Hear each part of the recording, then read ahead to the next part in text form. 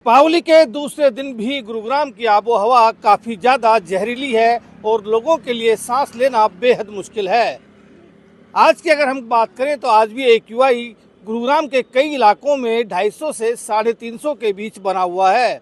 अभी भी अगर मैं बात करूं तो जहां मैं खड़ा हूं यहाँ पर आप देख सकते हैं कि सुबह का वक्त है, लेकिन अभी भी आसमान में सफ़ेद चादर छाई हुई है और ऐसा लग रहा है जैसे कि धुंध पड़ रही हो, लेकिन ये धुंध नहीं बल्कि स्मोग है। और स्मोग की वजह से ही हम ये कह सकते हैं कि एक प्रदूषण की जो बड़ी मात्रा है वो इस वक्त आसमान में छाई हुई है और एक आम आदमी के लिए, स्वच्छ आदमी के लिए स्वच्छ हवा लेना बेहद मुश्किल हो रहा है, क्योंकि दिल्ली NCR के सभी शहरों की इस वक्त आबो हवा जो है वो काफ़ी जहरीली हो चुकी है और लगातार जो पोल्यूशन है वो बढ़ रहा है। इसकी वजह ना सिर्फ पटाखे जलाना है, बल्कि एक तरह से ये भी बताया जा रहा है कि जो पराली जलाई जाती है उसका जो धुआं है, उसकी जो धुआं है वो दिल्ली NCR के एरिया में आता है और उसके बाद प्रदूषण बढ़ जाता है। हालांकि लगातार प्रशासन कोशिशें कर रहा है कि किसी तरह से प्रदूषण पर काबू पाया जा सके, इसीलिए लोगों से भी अपील करता है कि वो खुले में कूड़ा ना जलाएं खास तौर से। और इसके अलावा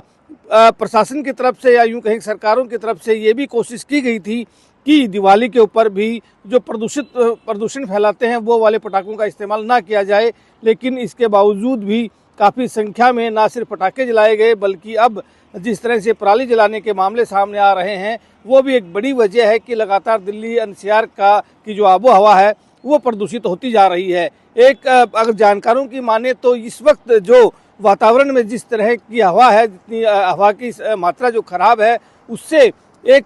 स्वच्छ आदमी, हम कह सकते हैं कि स्वस्थ आदमी अगर स्वच्छ हवा लेना चाहे तो वो नहीं ले पा रहा है, बल्कि जो आदमी स्मोक नहीं करता यानी कि जो सिगरेट नहीं पीता, धूम्रपान नहीं करता, वो आदमी भी इस वक्त इस वातावरण में जो हवा ले रहा है, जो सांस ले रहा है, उसमें करीब 7.5 सिगरेट वो रोजाना से पी रहा है। इससे आप अंदाज़ा लगाइए कि इस वक्त दिल्ली NCR की आबो हवा कितनी जहरीली हो चुकी है और एक आदमी के लिए कितना मुश्किल सांस लेना हो रहा है, क्योंकि लगातार प्रशासन ये अपील भी कर रहा है कि खास तौर से छोटे बच्चे और जो बुजुर्ग लोग हैं जिन्हें सांस लेने में दिक्कत है, जो अस्थमा की बीमारी से ग्रस्त हैं, वो कम से कम सुबह जल्दी घर से बाहर ना निकले, बल्कि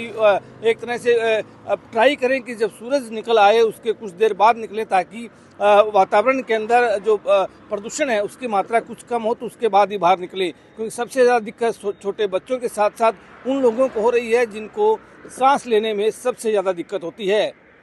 हरियाणा की अगर बात की जाए तो दिल्ली NCR में भले ही इस वक्त प्रदूषण की संख्या काफ़ी ज़्यादा हो, लेकिन हरियाणा के अगर सबसे प्रदूषित शहरों की बात की जाए तो रोहतक और नारनौल 2 ऐसे शहर हैं जो पूरे हरियाणा में सबसे ज़्यादा प्रदूषित हैं और सबसे ज़्यादा जिनकी आबो हवा इस वक्त खराब है।